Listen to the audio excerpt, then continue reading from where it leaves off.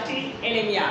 तो इस लेक्चर में हम डिस्कस करेंगे मेगालोब्लास्टिक एनीमिया, जैसे कि ये ब्लड डिसऑर्डर होता है और ये एनीमिया में क्या सिम्पटम, इसका सिम्पटम क्या होता है, ये इसका कारण क्या होता है और इस केसेस में आप कौन सी मेडिसिन का ट्रीटमेंट करेंगे। तो मेगालोब्लास्टिक एनीमिया आपको जानकर बहुत हैरान होंगे कि ये जो बीमारी होती है ये लगभग सबके साथ ये बीमारी होती है। हमारे इस इंडिया में ये सबसे मोस्ट कॉमन डिजीज होती है।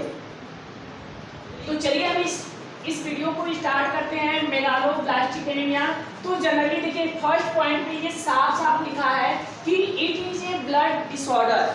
ये क्या है? Blood disorder. अगर आप हिमेटोलॉजी अगर आप पढ़े होंगे या हिमेटोलॉजी पढ़े होंगे, ब्लड जो भी टीचर आपको पढ़ाया होगा, तो उसके बाद जो हम उस ब्लड से रिलेटेड जो डिसऑर्डर पढ़ते हैं ना, वो यही सब डिसऑर्डर पढ़ते हैं। तो सबसे पहले आप एनीमिया पढ़ेंगे। तो एनीमिया पढ़ने के बाद ये एनीमिया के टाइप्स हैं, तो उसमें ये चीज आप डिस्कस करेंगे। तो ये देखिए साफ साफ लिखा है कि it is a blood disorder. ये क्या है? ब्लड डिसऑर्डर है। इन कंडीशन, इस कंडीशन में in which bone marrow form a large structurally abnormal. इस केसेस में जो आपका बोन मैरो होता है, बोन मैरो का मतलब समझ रहे हैं, जहाँ पे आरबीसी डब्ल्यूबीसी प्लेटलेट का फॉर्मेशन होता है, इस बीमारी में वही क्या हो जाता है? एबनॉर्मल हो जाता है। किस केसेस में? मेगालोब्लास्टिक एनीमिया में जो आपका बोन मैरो होता है वो क्या हो जाता है? एबनॉर्मल हो जाता है। एबनॉर्मल का मतलब कि जो सही अमाउंट में आरबीसी डब्ल्यूबीसी प्लेटलेट जो निर्माण करना चाहिए वो नहीं बनाएगा। तो फिलहाल में हम पढ़ रहे हैं एनीमिया। तो एनीमिया आपको पता है, एनीमिया आपके आरबीसी की सरफेस पे एचबी की कमी हो जाती है। अगर सोचो, अगर आपका बोन मैरो अगर एबनॉर्मल रहेगा, अगर वो मतलब सही तरीका से वर्क नहीं करेगा, तो क्या आपके बॉडी में एचबी सही अमाउंट बनेगा? नहीं बनेगा, क्योंकि आपको पता है एचबी का फॉर्मेशन हमारे इलेक्ट्रोपोइसिस के दौरान ही होता है। मतलब कि अगर आपका एचबी बनेगा तब बनेगा जब आपका आरबीसी सही बनेगा। अगर आरबीसी सही बनेगा तो एचबी भी बनेगा सही ना। तो ये बीमारी आपको ब्लड संबंधी डिसऑर्डर है। इस केसेस में आरबीसी की साइज क्या कर जाती है? बढ़ जाती है। किसके कमी से? Vitamin B12 and folic acid की कमी से ये बीमारी होती है। ये कैसा डिसऑर्डर है? ब्लड डिसऑर्डर है। ये एनीमिया का टाइप है और इस केसेस में आपके ब्लड में विटामिन B12 और फोलिक एसिड की क्या हो जाती है? कमी हो जाती है। इसके बाद आप जब पढ़ेंगे पर्नीशियस एनीमिया, इसके बाद आप पर्नीशियस एनीमिया पढ़ेंगे, तो उस पर्नीशियस एनीमिया में आप क्या देखेंगे कि ओनली फॉर विटामिन B12 की ही कमी होती है ना जी। लेकिन इस केसेस में आपके विटामिन B12 और फोलिक एसिड की कमी से ये बीमारी होती है। देखिए ये इसमें होता क्या है?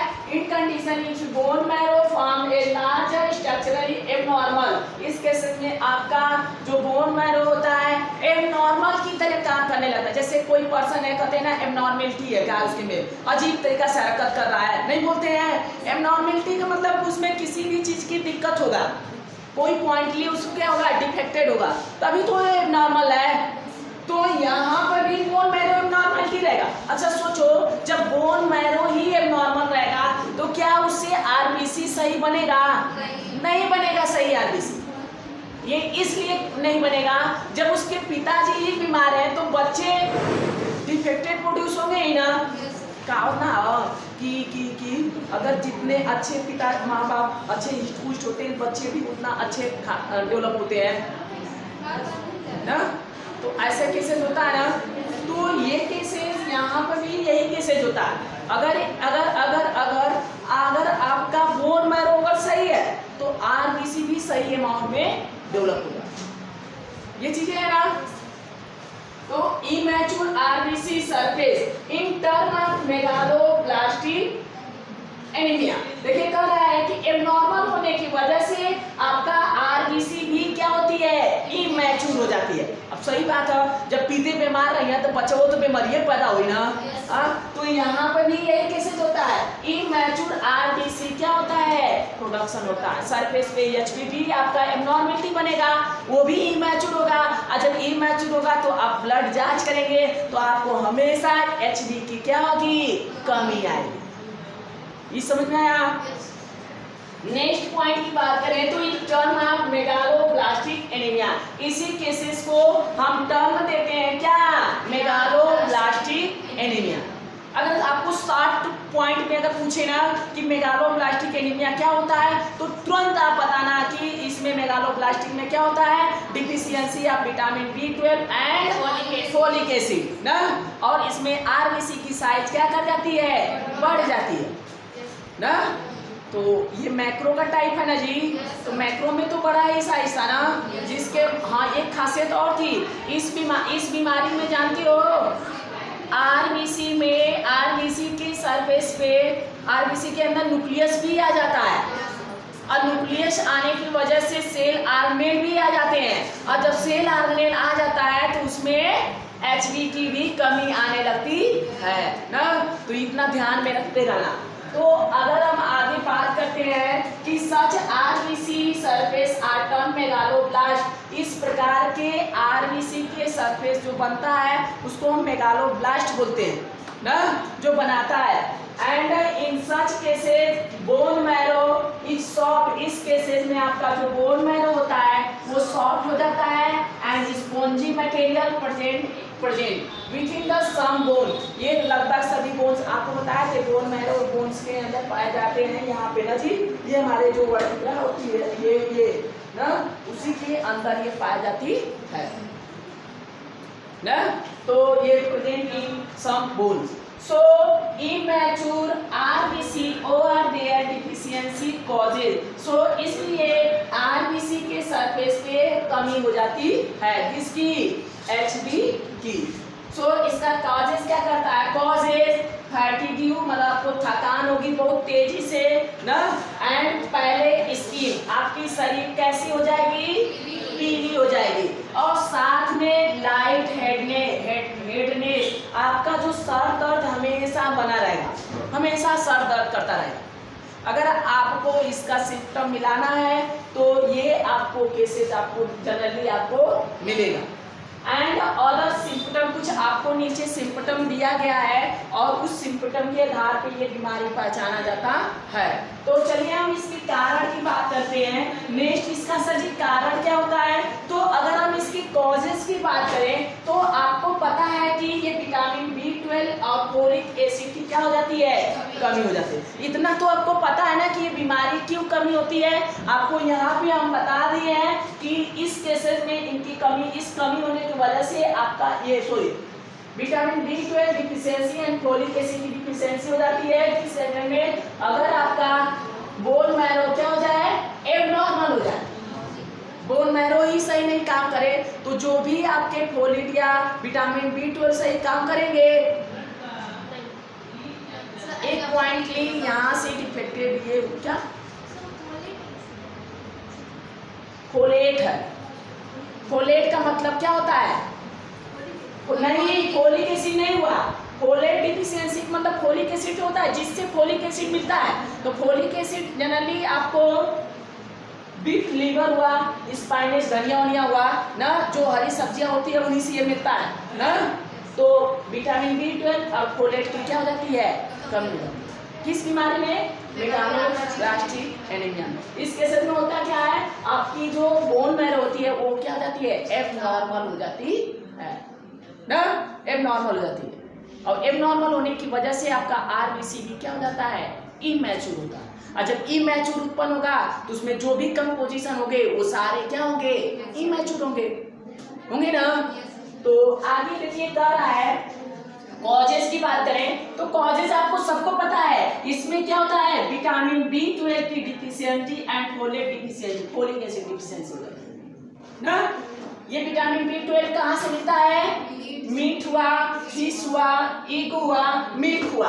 ये अगर आप लेते हैं अपने डाइट में, अपने भोजन में, आहार में, तो विटामिन B12 की कमी कभी आपको महसूस नहीं होगी। अगर जो पर्सन नहीं खाते हैं तो उन्हें आप जो आप हरी सब्जियां जो मिलती है उससे आपको लेना चाहिए, लेकिन अधिक अमाउंट में इन्हीं सब चीज में मिलता है ना। क्या हुआ? अगर हम फोलेट डिफिशियंसी की बात करें तो फोलेट डिफिशियंसी, फोलिक एसिड ये जनरली बीफ लीवर्स में मिलता है। लीवर जानते हैं ना? स्पाइनेज, धनिया में आ रही है सब्जियों में मिलता है ना, पालक उलक में। अगर हम इसकी साइन एंड सिम्पटम की बात करें तो साइन एंड सिम्पटम बताने से पहले हम ये आपको बताना चाहेंगे कि क्या करके साइन सिम्पटम अपने पास न ले। तो साइन एंड सिम्पटम की बात करें तो साइन सिम्पटम में देखिए क्या रहा है कि कॉमन सिम्पटम आर्थिंग इन मेगालोब्लास्टिक एनीमिया, मतलब कि आपको जनरली कॉमन सिम्पटम मिलेंगे जो हर सिम्पटम से मिलते जुलते रहेंगे। तो इसीलिए मैं आपको बोल रहा हूं कि अपने पे सिम्पटम ना ले, कृपया करके पड़ोसन वाले पे ले ना। तो क्योंकि देखिए कॉमन सिम्पटम है, कॉमन का मतलब यह होता है कि लगभग सिम्पटम आपके साथ मिलेगा ना। तो इसीलिए मैं बोल दिया हूं कि अपने पे न ले। तो पता चले कि देख कर अच्छा जांच कराने के लिए ना कि सर जी तो कॉमन से हमको सिम्पटम मिल रहा है, तो ऐसा केसेस न ले। तो पहला सिम्पटम क्या रहा है कि फैटिग, आपको थकान बहुत तेज हो जाए, कोई भी वर्क करेंगे ना तो आपको थकान महसूस हो जाएगा, ना सही से काम कर पाएगा, ना सही कोनो चीज स्कूल कॉलेज नहीं जा पाएंगे, पढ़ नहीं सही पाएंगे। सबसे पहले आपको सिम्पटम जो मिलेगा थकान। दूसरा आपको, अच्छा बताओ कोई बता सकता है थकान क्यों होगा? थकान आपको क्यों होगा? हाँ, जो आरबीसी है उसकी सरफेस पे, जो एचपी है उसकी सरफेस पे ऑक्सीजन होगा, जब हमारे बॉडी में पूरी मात्रा में ऑक्सीजन नहीं पहुंचेगा। हाँ देखिए, अगर हमारी बॉडी को आरबीसी कम रहेंगे तो हमारे बॉडी में एचबी भी सही नहीं बनेगा ना। अगर एचबी सही नहीं रहेगा तो एचबी ऑक्सीजन से बाइंड भी सही अमाउंट में नहीं करेगा। अगर एचबी ऑक्सीजन से बाइंड नहीं सही करेगा तो हमारे ब्लड में, हमारे बॉडी में ऑक्सीजन की भी रिक्वायरमेंट कम होगी। आपको पता है कि हमारे जो फूड मटेरियल होते हैं एक्स्ट्रा ग्लूकोज, उसे ऑक्सीजन की उपस्थिति में ग्लाइकोजन में कन्वर्ट कर दिया जाता है। अगर सोचो ऑक्सीजन नहीं मिलेगा तो वो किस में कन्वर्ट कर दिया जाता है? लैक्टिक एसिड में। तो लैक्टिक एसिड जब कन्वर्ट होगा वो लैक्टिक एसिड हमारे बॉडी में जिस पार्ट में जाकर स्टोरेज होगा तो वो हमें क्या महसूस होगा? थकान। इसीलिए हमारे बॉडी में थकान बहुत तेजी से महसूस होगा। ये कनेक्शन उसी पॉइंट से है ना, अगर दिमाग लगाएंगे तो अगला सिम्पटम क्या रहा है? पहले स्किन। अगर सोचा अगर आपके बॉडी में खून का कमी हो जाए तो क्या आपका पीला हाथ पड़ जाता है, स्किन जो होती है क्या हो जाती है? पीली हो जाती है ना। जैसे जॉइंटिस के केसेस में आपने जांच कराते होंगे तो ब्लड हमेशा कम आता होगा और शरीर ना करे तो पीलिया होगा। पीलिया जानते हैं, एक करेक्टर, एक सिम्पटम आपका ब्लड का ही है, आपके बॉडी में एचबी की कमी हो गई ना। तो पहले स्किन आपका क्या हो जाएगा? पीला। दूसरा सिम्पटम, तीसरी सिम्पटम की बात करें तो ब्रीथलेसनेस, आपको ना सांस लेने में क्या हो जाने लगेगी? कमी होने, सांस ना, और सांस ना ये सांस, ऑक्सीजन वाला सांस ना। तो ब्रीथलेसनेस, आप सांस लेंगे लेकिन सही अमाउंट में ऑक्सीजन नहीं पाएगा। क्यों नहीं पाएगा? क्योंकि आपके बॉडी में क्या है? एचबी की कमी है, इमैच्योर आरबीसी है ना। तो जब बाइंड ही नहीं करेगा तो ऑक्सीजन कमी रहते हुए भी बाइंड नहीं कर पाएगा। तो आपको कोई जो भी काम करेंगे तो आपको थकान महसूस होगा, साथ में सांस फूलने की बीमारी आने लगेगी। अगर चौथा सिम्पटम की बात करें, इरेगुलर हार्ट बीट, अगर उस समय आप हार्ट बीट भी जांच करा रहे हैं, अगर हार्ट बीट भी जांच करा रहे हैं तो अगर फोर्थ सिम्पटम की बात करें तो इरेगुलर हार्ट बीट भी होता है। इरेगुलर हार्ट बीट का मतलब 1 मिनट में जो 72 बार हार्ट बीटिंग होता है ना, तो उसमें अगर आप नापेंगे ना तो आपको इरेगुलर पैटर्न में बीटिंग आएगी ना। ये यहाँ तक सिम्पटम समझ में आया। अगर नेक्स्ट सिम्पटम की बात करें तो पेन मसल्स, ये देखो ये तो सीधी बात है, मसल्स तो पेन करेगा ही क्योंकि ऑक्सीजन रिक्वायरमेंट कम मिलेगा ना। अगर सिक्स सिम्पटम की बात करें वीकनेस आएगा। सत्रहवां डिस्पोनिया। डिस्पोनिया में क्या होता है जानते हैं? ऑक्सीजन की कमी होने लगती है, सांस फूलने लगता है, उसी बीमारी को डिस्पनोइया बोलते हैं। डिस्पनोइया ना, जिसमें ऑक्सीजन की क्या हो जाए, कमी हो जाए, उस बीमारी को डिस्पोनिया बोलते हैं ना। अगर हम इसकी मेडिकेशन की बात, सभी कुल तो सिम्पटम हमारे साथ लग रहा है, मिल रहा है हमारे ना आप लोग ना, तो अगर सिम्पटम मिल रहा है तो कुछ मेडिसिन होगा। हाँ तो मेडिसिन है इसका। अगर मेडिसिन अगर आपको सबसे पहले लेना है तो सबसे पहले आपको जानते हैं खान पान पे ध्यान देना होगा। जिस भोजन में, जिस फूड मटेरियल में आपको विटामिन B12 और फोलिक एसिड मिलता होगा, सबसे पहले वही आप भोजन क्या करेंगे, डाइट में लेंगे। तो आप सबसे पहले अपने डाइट को सुधार लाएंगे ना। पहला तो यही कमी होगा ना, कहते हैं खून का कमी जांच कराने, कभी खून का कमी हो जाता नहीं, फल फूल खाइया नहीं कहते हैं ना। तो सबसे पहले आप क्या करेंगे, डाइट लेंगे और सही रिक्वायरमेंट में और सही भोजन ना।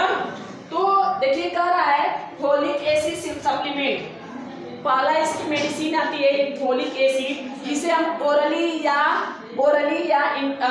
भी दे सकते हैं या इंट्रावेनस भी आता है ना। फोलिक एसिड सप्लीमेंट या भोजन में मिक्सिंग कर भी लेते हैं ना। तो आप वो सबसे पहले उसे फोलिक एसिड सप्लीमेंट लेंगे या फोलिसिन 800 mg की दवाई आती है 800, वो भी आप दे सकते हैं, दूसरी मेडिसिन ना। अगर तीसरी मेडिसिन की बात करें साइनोकोबालामाइन, ये सबसे इंपॉर्टेंट मेडिसिन है। साइनोकोबालामाइन विटामिन B12 के लिए आती है, ये देखिए विटामिन B12 के लिए आती है, ये मेडिसिन आप क्या कर सकते हैं, दे सकते हैं साइनोकोबालामाइन।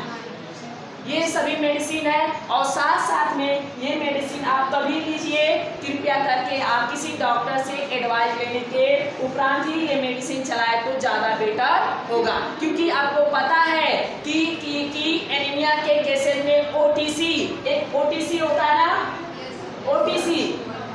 ओटीसी का मतलब होता है विदाउट प्रिस्क्रिप्शन से अगर कोई मेडिसिन आप लेते हैं एनीमिया केसेस में, तो आप बहुत घातक बीमारी से क्या हो सकते हैं, ग्रसित हो सकते हैं। जैसे कि पेप्टिक अल्सर हुआ, गैस्ट्रोइंटेस्टाइनल ब्लीडिंग हुआ, इस केसेस बीमारी से क्या कर सकते हैं, जूझ सकते हैं। तो कृपया करके आप किसी भी प्रकार के डॉक्टर से एडवाइस लेकर ही ये मेडिसिन का क्या करें, ट्रीटमेंट करें ना। तो अपने ही डॉक्टर ना बन जाए ना। तो बस आज के लिए बस इतना ही। नेक्स्ट वीडियो में हम बात करेंगे परनीशियस एनीमिया। तो चलते हैं, बाय।